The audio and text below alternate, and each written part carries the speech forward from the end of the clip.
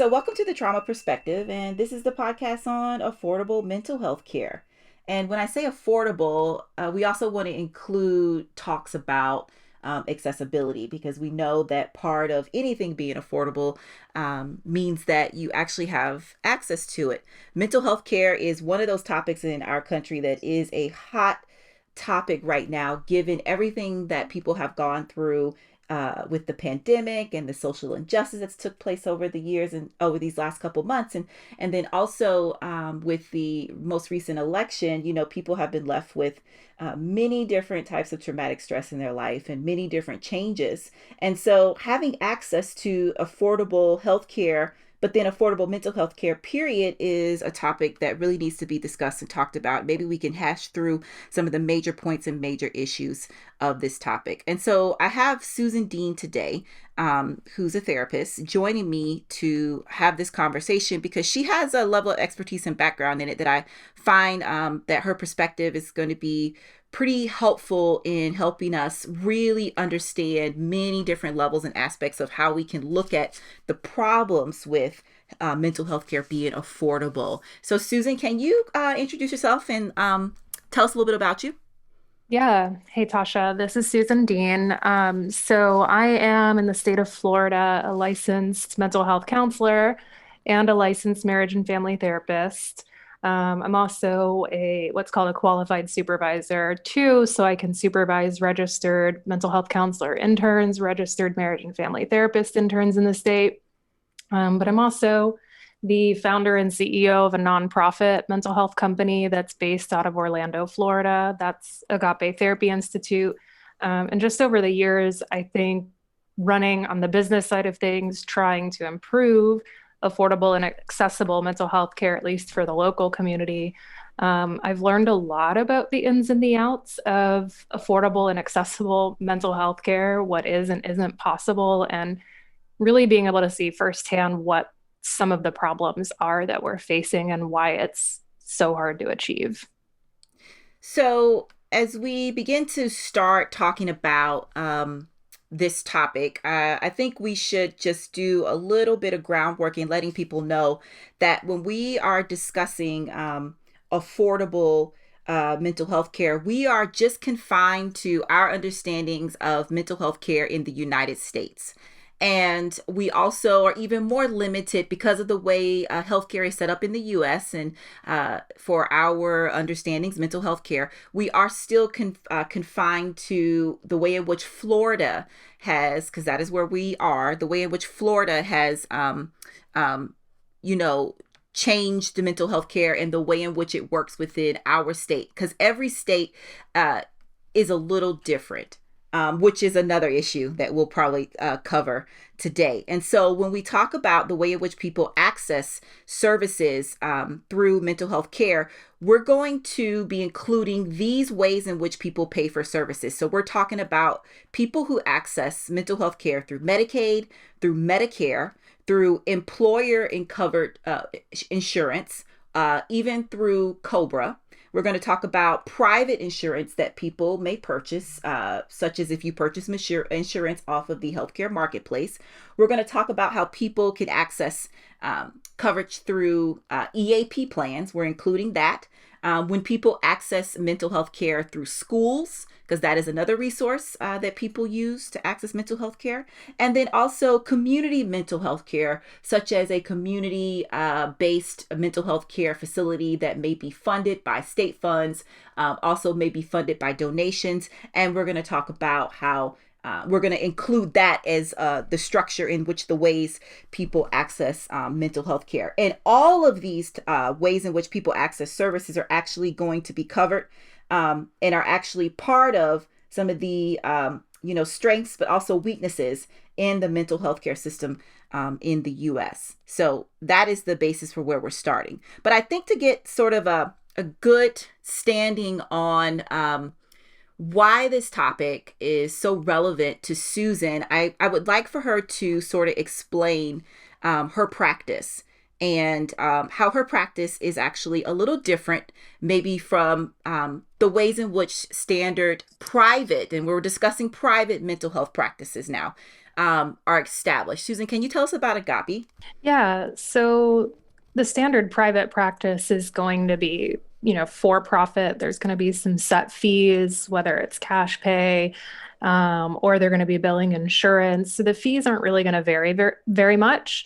At Agape, what we're doing is we are in network with some insurances that we're able to contract with, but we also have a self-pay sliding scale. So that's really going to depend on the person's income level, for one, and then it's also going to depend on the level of therapist that the person is seeing.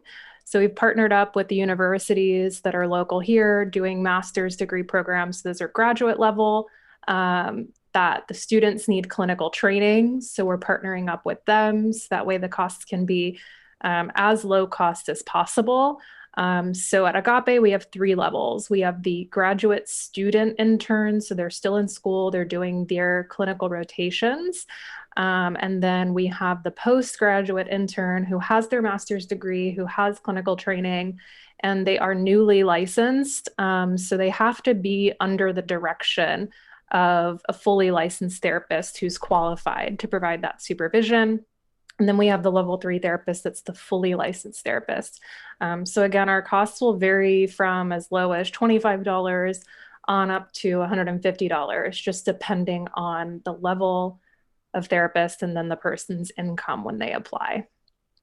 And I think that, Susan, one of the reasons I want to have her on the trauma perspective is because she's worked really hard at developing different cost structures to make mental health care accessible, but also affordable.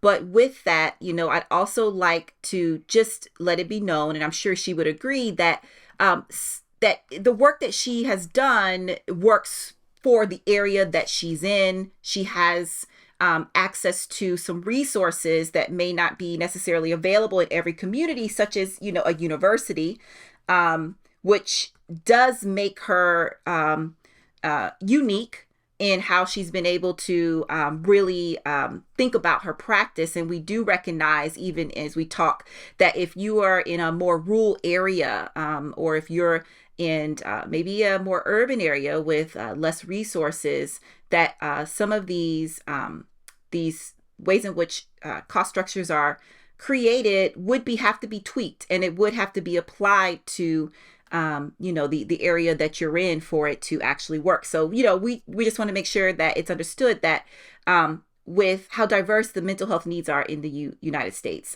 there is no one way in which we can solve these issues, or help solve these issues, especially as individual therapists who have limited power and limited authority to make some of the necessary changes that would make mental health care more accessible and affordable in all communities. But what Susan has done is taken the issues that are in her community, looked at the resources that are in her community, and try to do some excellent problem solving, actually, to combat some of these issues and start to put a fee structure in place and a model structure in place to meet the needs of different mental health issues for to serve the community wide. So I think the one question I do like to cover before we get any further, because I think there's something that everybody kind of wants to know, Susan, is why did you become a therapist, and why did you decide to practice in the way that you are, in the way that Agape does therapy? Yeah, so I think there's probably a pretty long answer to that, but short of telling my whole story and what led me into the field, at the core of it was really the fact that I had a pretty troubled adolescence, and went through a lot of my own experiences with depression, with trauma, with anxiety, with suicidal ideation as well. And I think that once I started to get better, I started to get resources, I started to get help. What I felt was that nobody really deserves to go through something like that alone. And I really wanted to kind of give back in that way, and also, really kind of be living proof that it is possible to get better from a pretty dark place. Um, and just give back in that way. And a lot of what motivated me to start a practice as well is just that I wanted to um, expand my reach beyond just the one-on-one counseling services with individuals, but really helping kind of recruit groups and give more counseling to the community. I mean, it seems like a lot of people who choose the profession of therapy and work in the field of mental health, it always seems like we choose this area of work in our life path because it is a calling for us, and so choosing to even go into this area of work is more than just work for us. And so you taking that a step further in trying to sort of combat some of the issues surrounding it, not just working on the therapy, but working on, working on the accessibility, affordability, and stigma of mental health overall, is just something that I think that you should be commended on. So I just wanted to make sure that we say that before I say that to you before we move forward. So in Thanks. our discussion, I think the first question I like to open up with, because I ponder this back and forth a lot, Susan, and that is mental health care really affordable? Like, is that really a thing right now in the United States? I guess it depends. There's no one answer to Mm-hmm. that. I think that does affordable mental health exist? Yes. Is it accessible in some areas? Yes. I would say as a whole, when we're looking at the whole country, and for most people, um, I'd probably say no. I mean, it is accessible and it is affordable in a lot of ways for people who work and for people who have money. But for people who are out of work for any reason, or for people who are lower income, or even middle class, it starts to become out of reach for a lot of people. Yes, so I'm just going to read off just a few numbers here from NAMI, the National Alliance on Mental Health Illness, because I think this might give some context into what Susan just said in terms of yes, it is, but no, it isn't. Um, in that they did a report on finding mental health care in your area. The report is called The Doctor Is Out. And in that report, they wrote that the rates of difficulty in finding a provider in comparison to mental health care and just typical, I say, physical health care. Um, when you're looking for a mental health therapist, people reported um, having a 34% difficulty in just being able to locate a therapist. We're not talking about being able to access them, make a phone call. We're talking about just locating therapists within their community versus them being able to find a primary care physician. They only reported a 9% problem in access. And when we talk about another level of mental health care is being able to find a prescriber. That's someone who would actually be able to prescribe medication for your mental health diagnosis. People reported a 33% problem in being able to find a provider. And we're not talking about accessing again. Just remember, just finding a provider. Whereas when we take the same issues over into specialty care for, a physical health doctor, people report that they only had a 13% issue in being able to find a specialty provider. And this report is somewhat aged now, but in all honesty, I actually think these numbers are probably higher now.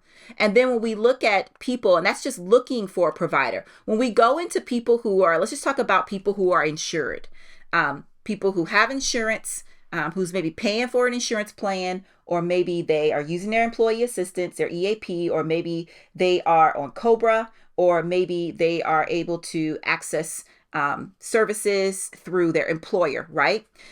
It's reported that people still are paying out of pocket costs, and those out of pocket costs range for a mental health therapist. 72% of people who already pay for insurance are still paying out of pocket costs for mental health care. And people who want just a primary care physician, it's only paying for out of pocket costs 3% of the time. The other thing is that if you want a prescriber, people are paying for in network, they're paying for out of pocket costs 79% of the time. whereas they maybe just are not having to do the same thing with any other medical specialty where they only pay for out of pocket costs maybe 7% of the time. But with that, I'd like to say that when we talk about out of pocket costs, we're talking about all the other aspects of mental health care that may not be covered, not just your session, but if you need medication, if you need assessments, any type of evaluations done, if you need any type of specialized therapies for children or something like that. We're talking about all those other areas of mental health care that are just not being reimbursed. With that, I wonder, have you, like, what is your take on that, Susan? Have you experienced people coming to you to your practice with insurance and still being, astonished at the cost of mental health care, or you not taking their insurance, or them not being covered, or being surprised at the additional out-of-pocket costs for some of the other services that may not be a part of just their session rate? Yeah, absolutely.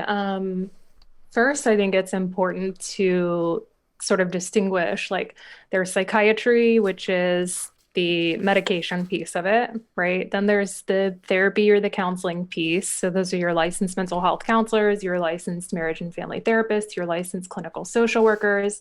And then there's also the assessment piece, which mostly is done by psychologists too. So there's different kind of specialties within our field, right? Here where I work, the company that I run, we're just doing the therapy, the counseling piece. We're not doing the medication and we're not doing the assessments. And as counselors, any assessments we do give, even if they're just kind of brief assessments, just measuring depression, measuring anxiety, that sort of thing, those sorts of things don't get reimbursed by an insurance company. So those sometimes can become out of pocket costs, just depending on the length of the assessment. But yeah, we do get a fair number of people who will call in. And, one of the things I try to train my team to say is like, instead of saying like, oh, we're not in network with them, to say, they're not a company that we have a contract with. Because I think a lot of people think that it's always the provider's choice to be in network with an Oh, insurance yes. company. Mm-hmm. And it's really not always the provider's choice. Sometimes it's the insurance companies that are dictating how large they want their pool of providers to be. And a provider can knock on that door for years, and that insurance company will say, no, we have enough providers in the area. Sorry. So I think that's important for just people to understand how it works. And then I think insurance is just so complex. There's so many different types of plans. And even as somebody who deals with insurance every day, it takes me a while sometimes to really understand what a plan is, what the coverage is. And I don't think the average person is that well versed on everything. They're just kind of looking at what are they paying for their premium cost per month and they can afford. And then in some ways, they don't even really know what they're getting. So if all I can afford is, all I can scrape up is 100 or 125 bucks a month to pay for this insurance plan, and that's my premium, that is most likely going to be what's called a high deductible plan. So, what that means is they have to pay the full contracted rate out of pocket until they hit their deductible. And then the insurance company will start covering something towards the cost of care. And some of those high deductible plans can be as high as $15,000. So, that person's never going to hit that deductible, really. And so they're paying 100, 125 bucks a month. And then also now they're paying the contracted rate, which can vary. It just depends on the insurance company, but it's hefty. I mean, per session can be anywhere from 60 on upwards to $125 a session. So we do get people that are like, wow, that's really expensive. I can't afford that. And what we do at Agape is a lot of times we'll educate them on their plan, we'll educate them on how their insurance works. And then we're also going to be talking to them about what their income looks like. We do our financial assistance based on net income, so what a person brings home as opposed to their gross income. And we'll talk to them and say, actually, it's more financially beneficial for you to use our financial assistance program as opposed to using your insurance. And we're going to talk to them about their options here. So I want to break some of that down. So let's first start with I don't think people understand how difficult it is sometimes to be paneled with insurance companies. Yeah, So just as an example, Susan, because I hear and the thing is that I've heard from other therapists different time length with getting panel. From the absolutely. time, let's say, take one insurance company that you're working with, and you don't have to say who it is, but from the time that you submitted your application from the time that you actually was completely ready to go and paneled and was able to see your first client, how many months was it? I think the longest that I've ever gone is 180 days. So, From submission of inquiry to be yeah, paneled to yeah, being able to see your first client. yeah, you know I've had other therapists be on waiting lists depending on the areas that they're in, and I know you've heard of that, that they say that there's too many insured in there, I mean too many providers in the area under their insurance plan, and so they're not accepting any more providers in the area at this time, and they'll be on waiting lists for 2 or 3 years. yeah. But still 180 days still seems Well, that is 6 months. I mean, mhm. and on average, they usually take about 3 months, um, which is hard, I mean, it's really hard to have someone in the practice that you could assign the clients to and increase the accessibility to care. But then there's that barrier in place with the insurance company that you can't actually um, say, like, well, we have a person with availability, but they're not quite contracted with your insurance yet. So, do you want to do a financial assistance rate until they're paneled? And it just becomes this sort of strange process where it should just be direct. It should be easy. The client shouldn't have to worry about these things. And so so now when you're moving from the position of, okay, so now I'm finally contracted with the insurance company and they're allowed me to see clients. Do therapists have any power in negotiating um, the rates that they accept for services depending upon the insurance company? I have never heard of an insurance company negotiating the rate for a new contract. Usually, if you're in their network for a few years, you can reach out to your rep and you can do your best to give them a financial analysis of everything and hope for the best. But a lot of times you do get shot down because there's so many therapists out there. Um, and the insurance companies really have a lot of power. So there's not really this huge incentive for them to raise their rates. The ones that I have heard that are doing it is when therapists really start to come together. And to be honest with you, they're kind of fed up and the rates haven't been changed for 8 years. And cost of living has changed drastically. And providers are basically threatening to leave the network because it's not a livable wage for the therapist. And why is that important to the patient? Why is what specifically important to the patient? Why is it important to like patient care for therapists to have some more control over their contracts and how rates are negotiated? Oh, I mean, I think that nobody wants a burnt out therapist who's not able to get by. I mean, that creates an enormous amount of stressors for the therapist. And they need to be able to afford their house too. They need to be able to afford their transportation, their healthcare, um, their their food if they have children, to be able to afford the cost of childcare and everything.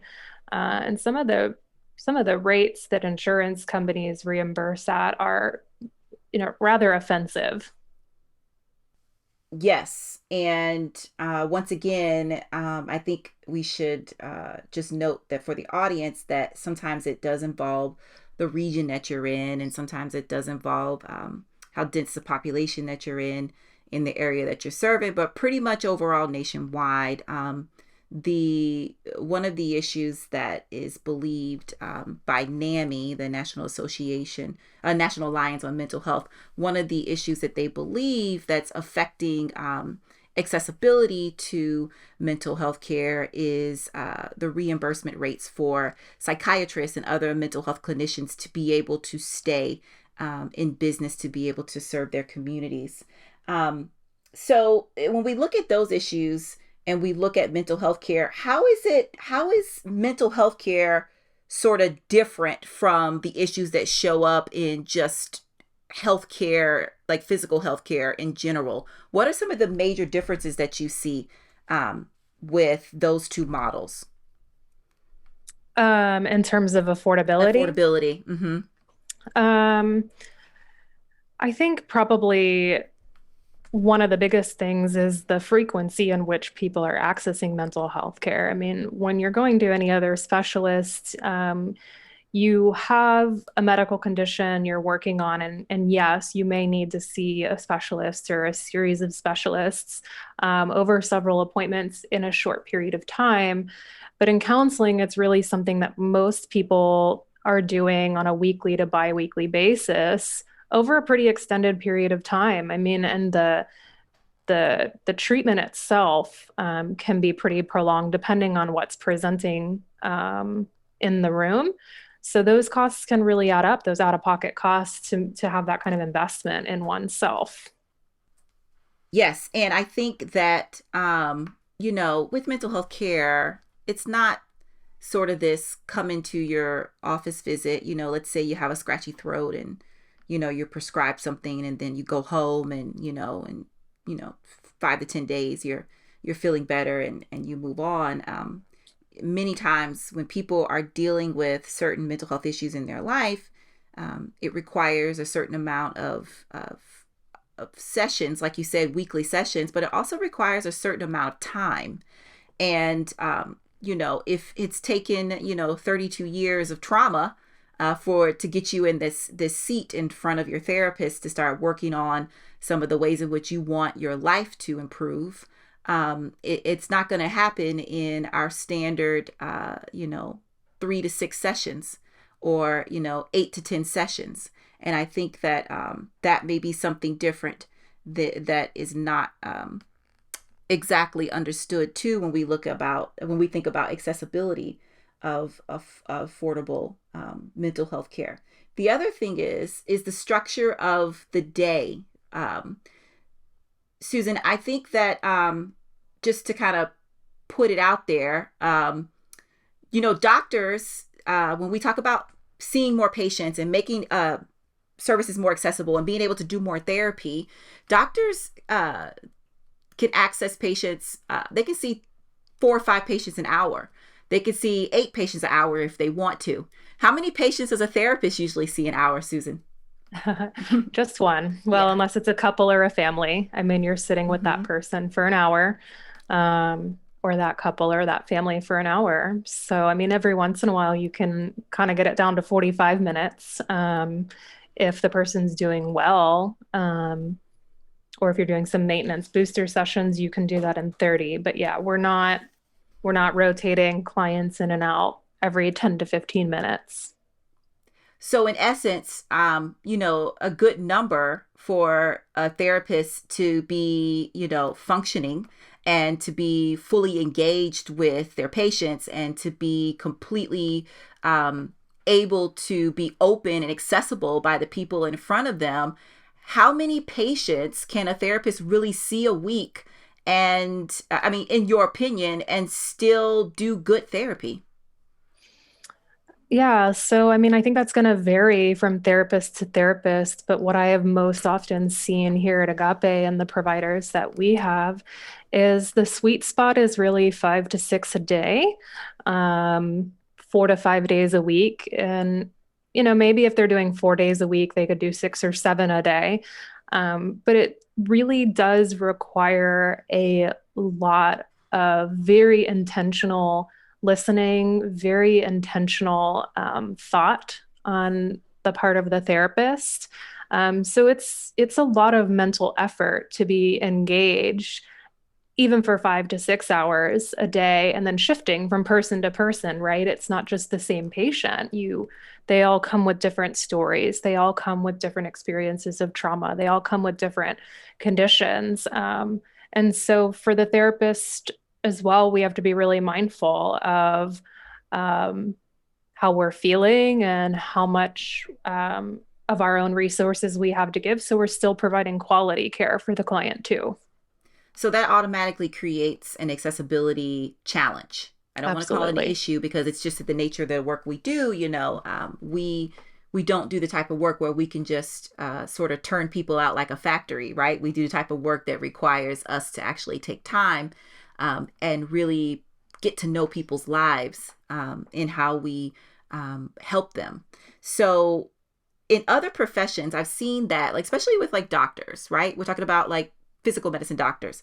They've been able to access other um, practitioners for some of the work that they do, which then creates opportunities to make the services more accessible. So, for example, like, they can have an ARNP or a physician assistant, or they can have a resident see some of their clients and actually, be able to help more people throughout the day. And I know that in mental health, that's not always the case with us.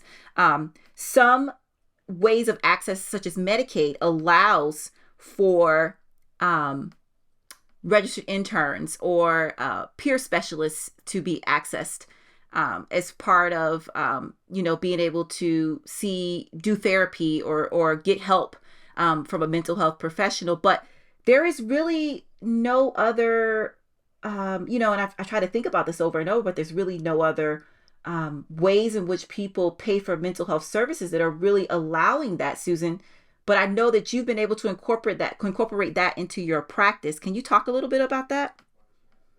Yeah, so you're right. Medicaid has historically always been the insurance company that has allowed billing for registered interns, mainly because just they realized there was a need to increase the pool of providers. And since COVID happened, um, And maybe we should say Cigna. registered interns. When we say registered interns, we mean that when you finish your master's degree as a therapist, you have to do 2 years of supervision where you are training in all of your final clinical skills and work in the mental health field before you become fully licensed. And so you will be seeing a therapist who's just sort of newly entering Newly the field, but is licensed. still very much able to practice.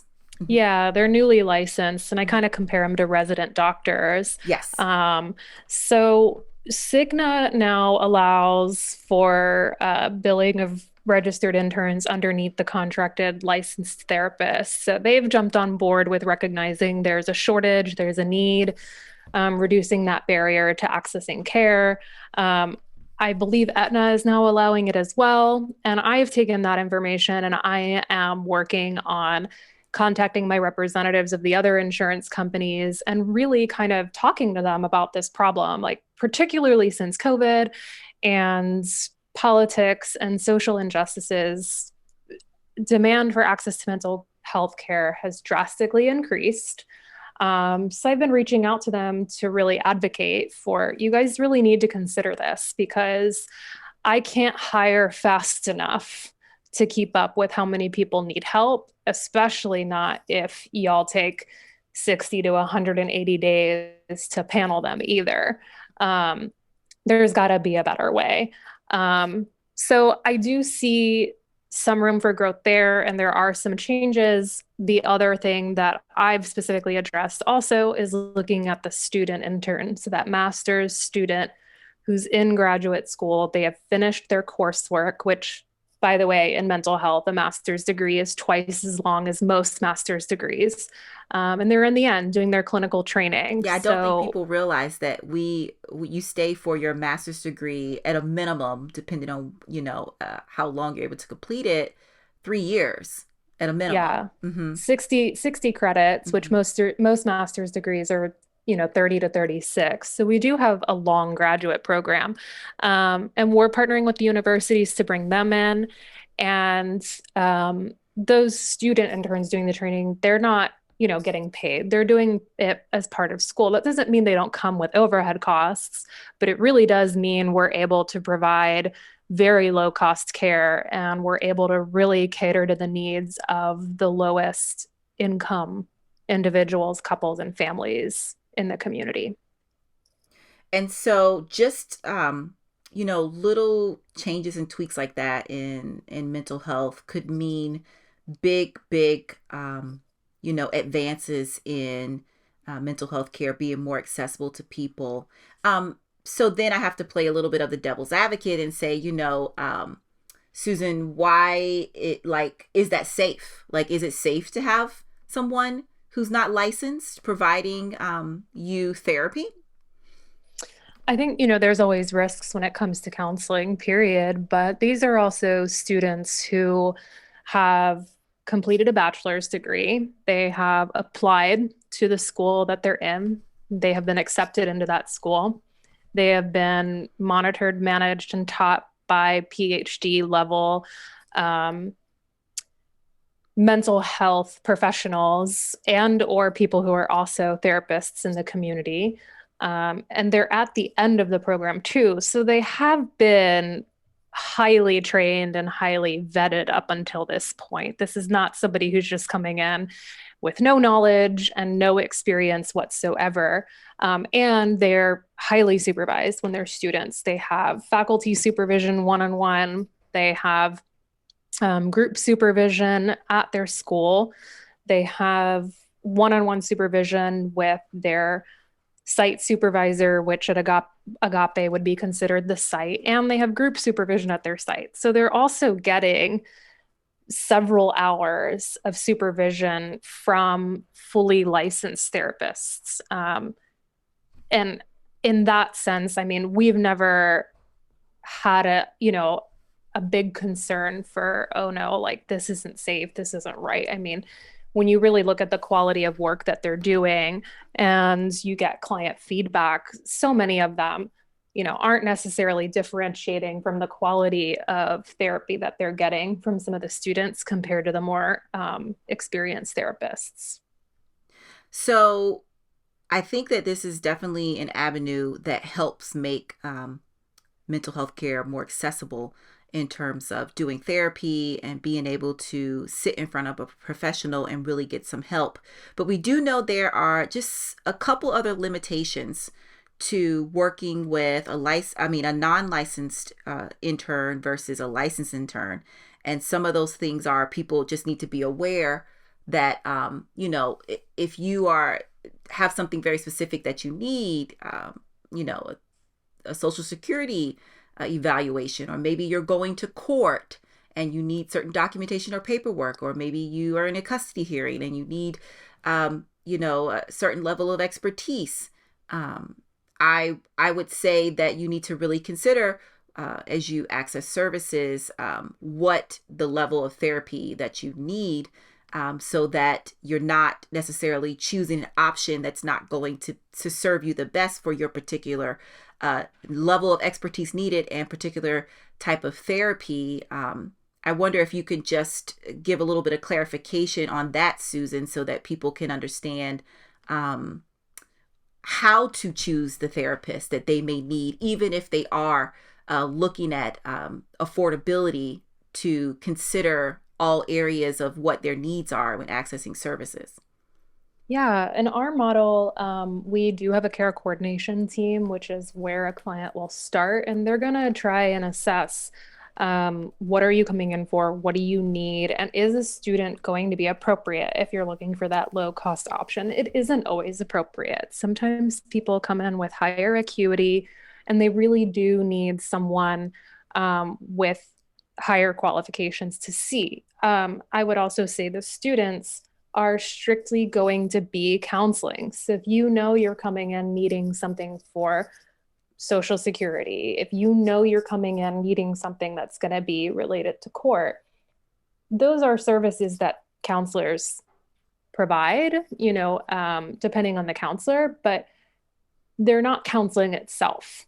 They're kind of these adjunct services. So when thinking about the student therapists or the student counselors, they're really just going to be focused on just the counseling piece. They're not going to be working on anything that's related to court or anything that's related to Social Security, or emotional support animals. They don't have the qualifications yet to really provide those kinds of services. And I thank you for that, because I think it's just something that maybe, when you're looking for, counseling and you really want to access services and you are working with, a limited amount of resources, you still need and deserve the best care possible. But also, with the current system and the way healthcare is set up in the United States, we do have to understand that there are some limitations to right now how we can access what we really need for what the system allows, because there are situations where they may not allow a unlicensed therapist to work with your particular needs. Now, Susan, I'm going to let you have this because I feel like I have some very hard feelings about this next topic. So I'm just going to open it up and say, talk to me about insurance denials and insurance claims being denied. Oh boy. Mm-hmm. So some insurance companies are more well known for their claims denials than others. Um, and well known in the sense that they deny without giving you a reason for it being denied. And I think that's one thing that really needs to change when it comes to insurance. There really does need to be something that explains the rationale behind it and working through it. Personally, most of the denials that I deal with are very simple issues like a mistake in the ID number, or the insurance company has part of the member's record wrong and it's kind of an administrative error that has to be worked through. But in the past, I've definitely worked with insurance companies that really feels at a certain point like they just deny because that's part of their, well, frankly, part of their financial strategy, to keep their bottom line higher. And it's extremely disheartening and it's really difficult to deal with. But I mean, I would say the ones that I'm working with now are pretty good about it. Sometimes I've had them kind of say, like, we're denying this because of the diagnosis. Like, we don't cover that diagnosis. And I'm just like, why not that diagnosis, but this diagnosis? Yes. It doesn't really make sense that they kind of cherry pick what they will and won't reimburse for. And you really have to know like the game of insurance too. And you have to educate your client. You have to say, like, listen, you're using your insurance. Insurance is in the business of covering X, Y, and Z. If you don't really meet criteria for that, insurance isn't going to cover this, and we need to have a different conversation. How difficult is it as a therapist? I mean, and I'm asking for, I'm asking through my own experiences too. How difficult is it as a therapist sometimes to find a diagnosis when you have someone in front of you that's more of a walking wounded person, where we know that they therapy would be very beneficial. We know they need some help. We know that um, hashing over some of these issues is going to really help them figure out some things for their life. But you don't always feel as comfortable with necessarily giving them a mental health diagnosis, so to speak. How do you sort of navigate that? Yeah, I mean, it's kind of an awful feeling, but I mean, my philosophy is just transparency and honesty, educating them on how insurance works, what mental health conditions are, what they aren't. Some people are also very afraid to have a diagnosis on their record. They kind of fear that there is some system out there that employers can tap into and see their conditions, which isn't true, you know. So it's also educating them on protected health information, um, dispelling fears, and kind of setting the record straight with people. But our care coordination team is pretty good about having some of those conversations up front with people. I try to, here at Agape, I try to help the therapists focus on clinical and therapy and working with the client and having that relationship. And then our care coordination team is working on scheduling and billing and financial questions and more of the logistics side of it. So the therapist can just focus on that therapeutic relationship. I think it's so nice that you have that resource in your office, to be able to have people that can sort of go over that stuff and work with the client on that level. Because I know that in other offices, there's not necessarily room for a second staff. Sometimes it's Mhm. the therapist who is doing all of that plus the therapy, which of course then creates, other problems in the dynamic of the therapeutic relationship, but also it can create other challenges in how the therapist can actually structure her day and focus on therapy, which is the sole focus of her work. And so I'm just wondering, like, how have you how have you been able to sort of incorporate those services within your office versus other practitioners who haven't been able to figure out a way to, with the rates that you're reimbursed as a therapist, to incorporate a second patient coordinator in the office? How has that worked for you? Yeah, I mean, it's something that when I opened Agape, it was just me, myself, and I. I was the provider, I was the business administrator, I was the receptionist, I was all of it. You know, I wore all the hats and I saw 7 to 8 clients a day and did all of the billing, both for the client and for insurance. I dealt with any claims denials, I answered the phones, I answered emails. And a lot of it was really being creative and figuring out how to work with other people in the community that are interested in mental health, who are willing, in the beginning, willing to volunteer their time. So I actually found that a lot of undergraduate psychology students are really interested in learning and really interested in getting some exposure into what a mental health practice looks like. It helps them improve their resume. It helps them get into graduate school as well. Again, that works in a city like Orlando, where we have a very large public university here, and we have a couple of really prominent private universities here too that competition to get into those graduate schools can be high. So some of those undergrad psychology students are really eager to volunteer their time. With time, I've grown Agape to have a larger group of providers. And I think the larger your organization is, the more there are some of those residual funds to be able to hire a patient care coordinator to help and have some hired help. But of course, funds are very limited. It's very hard to afford that. And we still look at that internship model too as a way to make it more effective, especially within the context of a nonprofit organization, and to maximize the amount of funds that we have to go back towards the low cost care for the community, because that's our mission. Do you think by choosing a not for profit model for your practice, do you think that's allowed you to expand out your accessibility of your services more?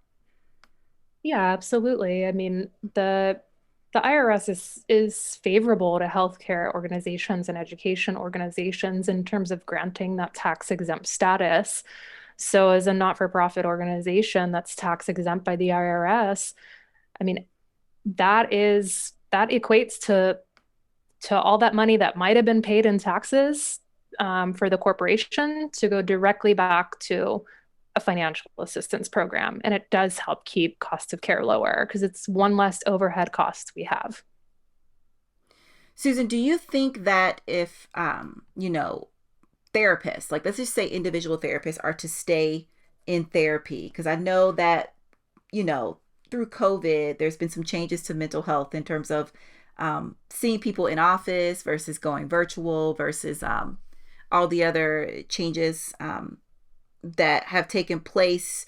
Do you think more private mental health offices, in order to stay in business, will have to move to that not for profit model? I think they could. I mean, I think there is a lot of opportunity for providers to be educated on what is and isn't a not-for-profit model.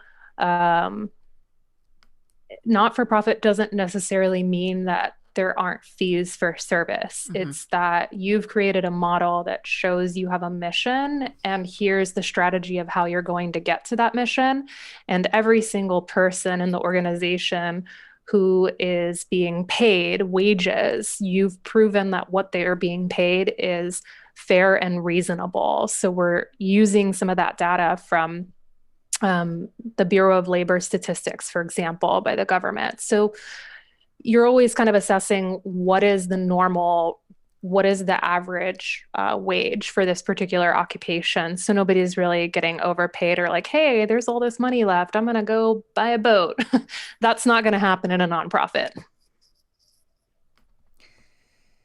I think that it's definitely an avenue that maybe might need to be considered more when we look at private mental health offices, um, in terms of how we structure accessible mental health care in this country. Because we do see, and I have seen from personal experience and also just with other practitioners, that trying to structure a mental health office under a for profit model, the same way doctors are able to structure their medical practices under a for profit model, does not work the same way.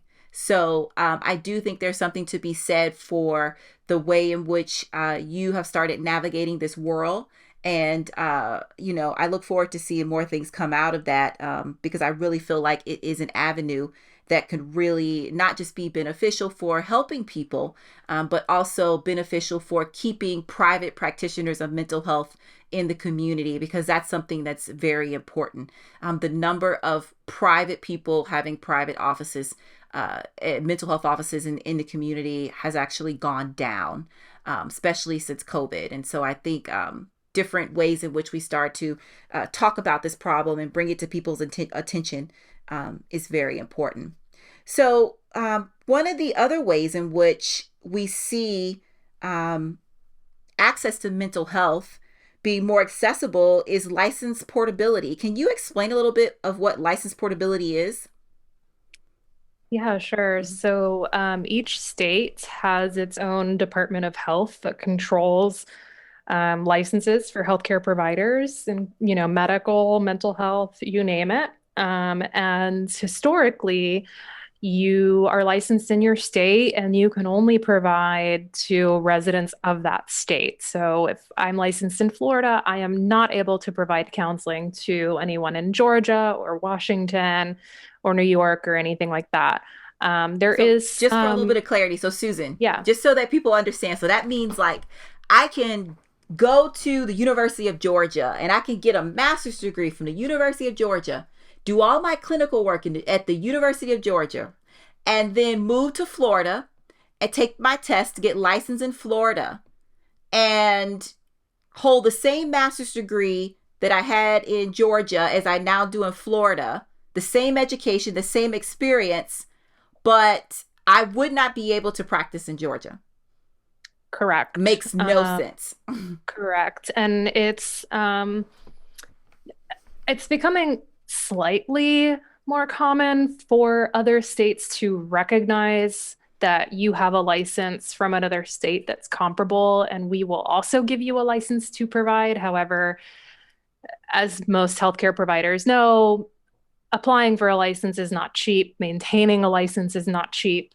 There are a lot of out-of-pocket costs to that. I believe the primary problem with licensure portability would be for a provider in a certain state, let's say me in Florida, and I'm now providing counseling to someone in North Dakota, and that person is having a mental health crisis.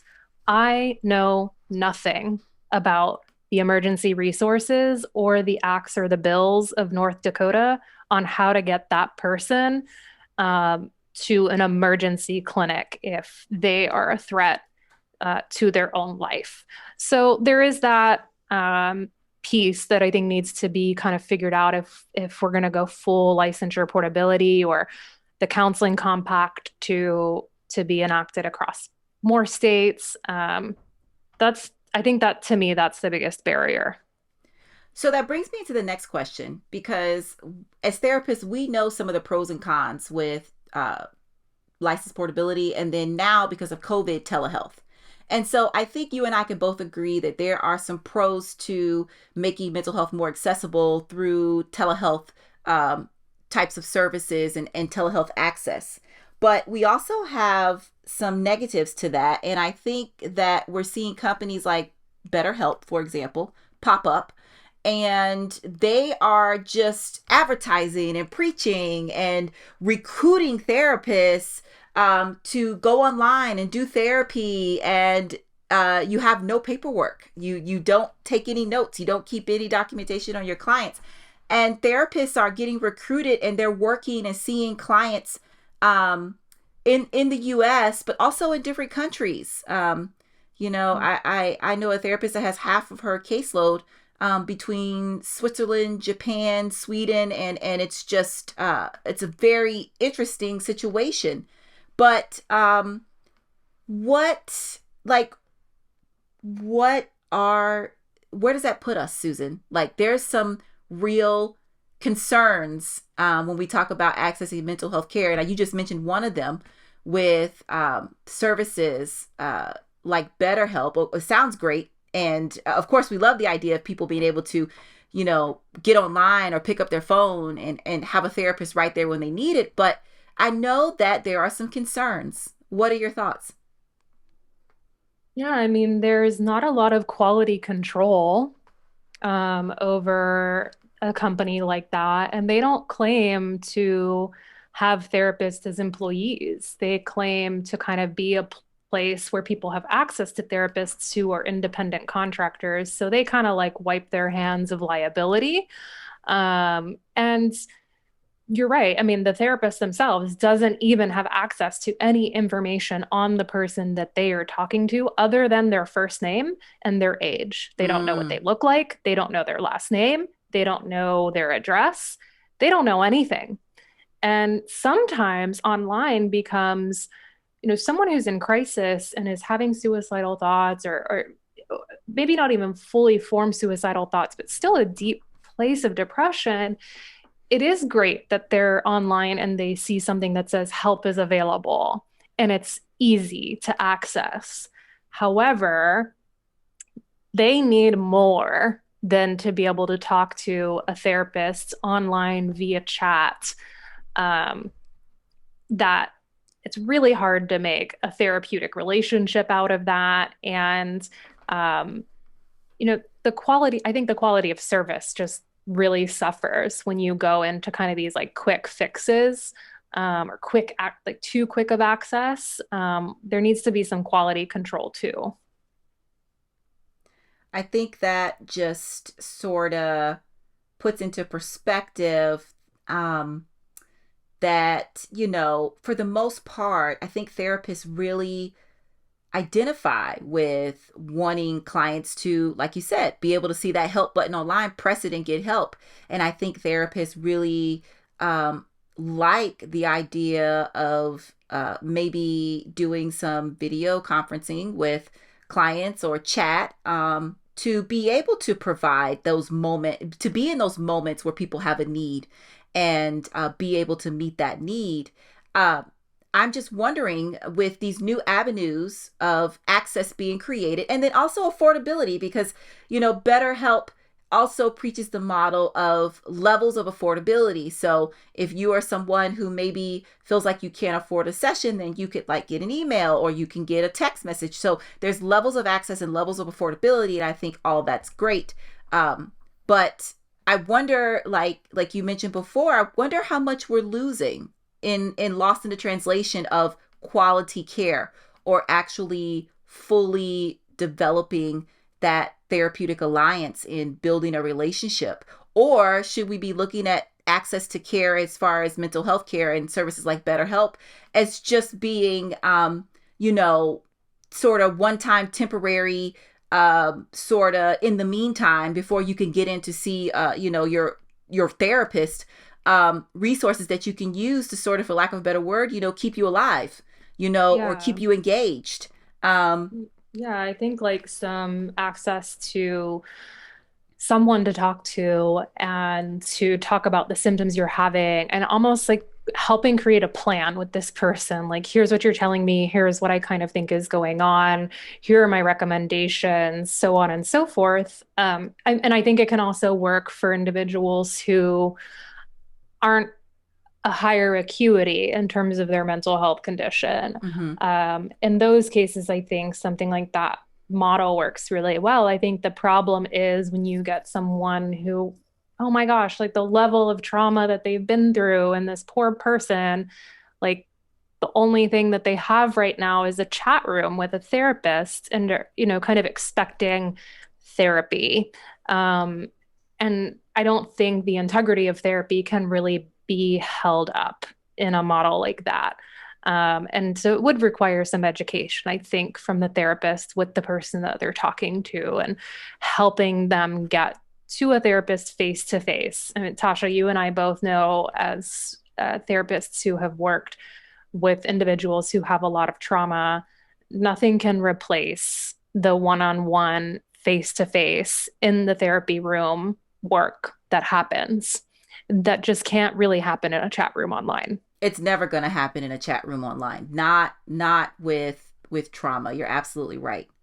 And so I guess that leads me to, the final portion of the podcast, and that is, Susan, where do we go from here? Like, how do we move these issues forward? Like, how do we continue, as therapists, but also individuals who, need or seek mental health care? How do we continue to work on the systemic mental health access and account access and affordability issues? Yeah, I love the article that you quoted before, The Doctor is Out from NAMI.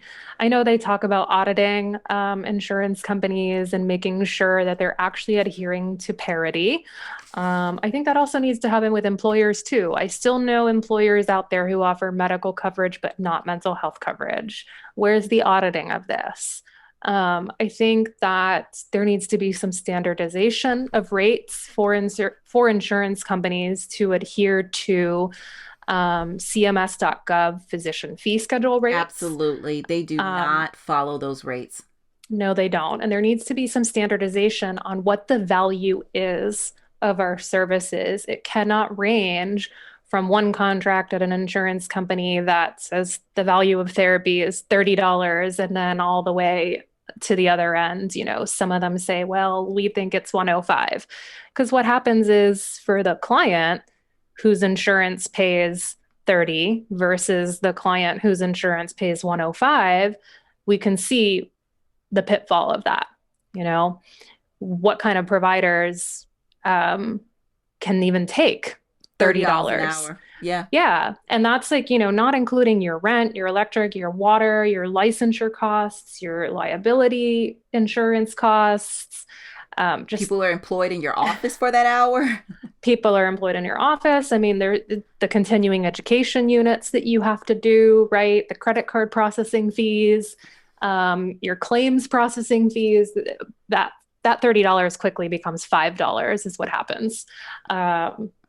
So, I mean, I think standardization of rates is something that needs to be looked at, and auditing, I think.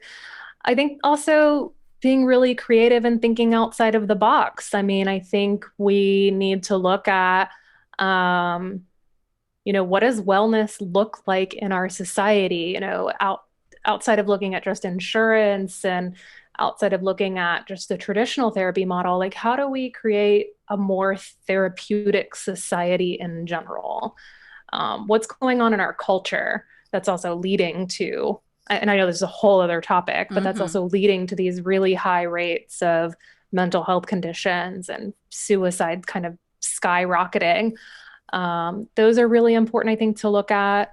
Um, I also think helping therapists learn and understand nonprofit business models is another great way. And I also think some more collaborative care models, which I think NAMI talks about as well in that article, you know, primary care physician offices, um, having perhaps mental health counselors on site, um, and the prescribers being able to be expanded from a psychiatrist to include more ARNPs, more NPs. They can start prescribing some of these medications as well to increase access to care. I totally agree. I think all of those areas are going to move us forward in making mental health more accessible. Um, but so, how do we communicate to patients and people who are seeking help? How do we communicate to them that they have got to start advocating for their needs in healthcare?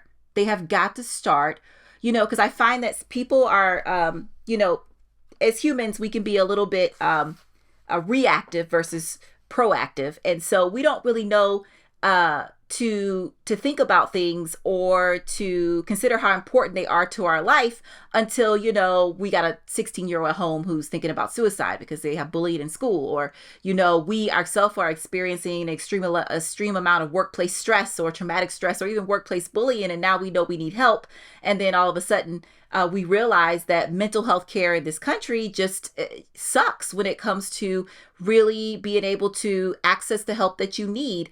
Like, how do we, get people to understand that there is we could wave a red flag. We need to be screaming and waving at the top of our lungs that you really need to be advocating for what your needs are in terms of healthcare in this country Yeah. and mental health care. Um, yeah, I mean, my first thought, of course, is always go back to your representative. I mean, we do live in a society where we have a government that is a government of representatives for us. And I know that it feels disheartening and like probably most of us feel like we're not even being listened to. But hey, I'm still almost every month or so, I'm sending some sort of email to my representatives about what I see is a problem and an issue that needs to be addressed.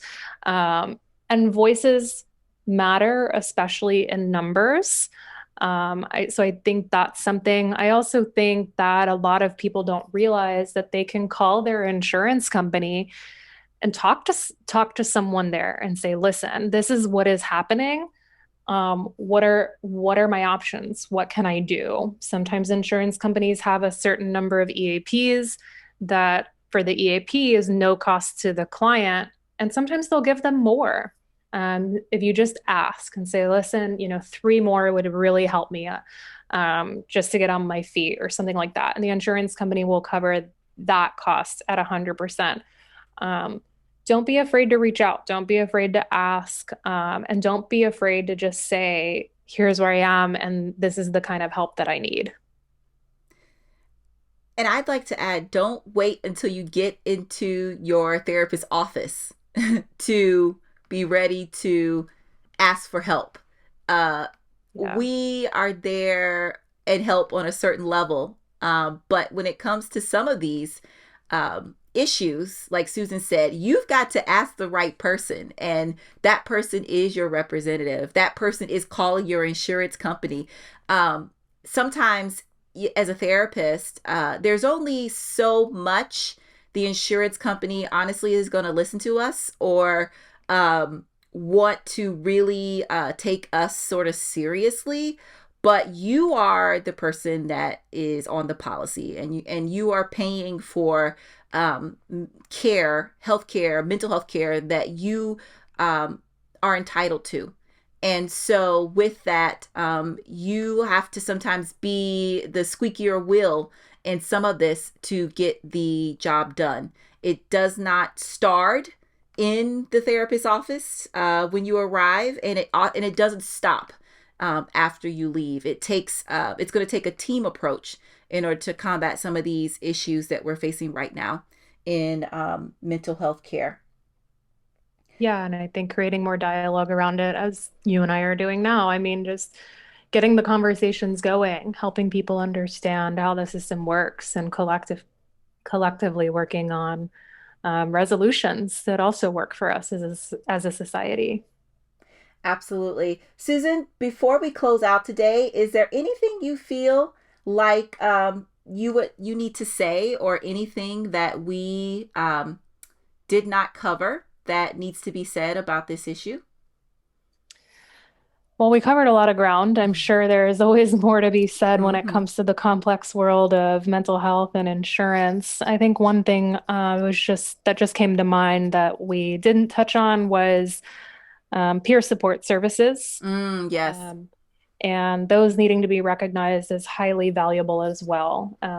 Just peer therapeutic relationships, and talk about low cost or free access to therapeutic relationships. And while it's not talking to a therapist specifically, they're enormously helpful. And some insurance companies are recognizing them too, as part of the solution. So I think that needs some more light as well. Absolutely. I think that peer support is probably can be one of the fastest growing areas in mental health services, and making things more accessible, and also decreasing stigma around mental Yeah, health, is having more peer support services. And I know that that's something that Medicaid has allowed for, and in some instances probably advocated for in community mental health settings. And I feel like private insurance is maybe just now catching up, or being a little bit hesitant to recognize how valuable peer support can be as part of the collaborative. When you talked about a collaborative model in terms of approaching people's issues, definitely, I would definitely say that absolutely. that's part of that. Yeah, All right, Susan, thank you so much for joining me today and having this conversation. I think that we were able to cover some things that hopefully people are able to find some value in. And I would definitely be interested in getting feedback or hearing from anyone out there that may be listening that has some other questions, or maybe you have some differing views. That's something that I think me and Susan would be willing to come back and discuss too, because everybody has a different approach to how they either do therapy, or the experiences that they've had in therapy, or experiences that they've had in trying to access mental health care. But for this podcast, I would say that our conversation has concluded, and I wish you wellness and balance in your life. Thank you.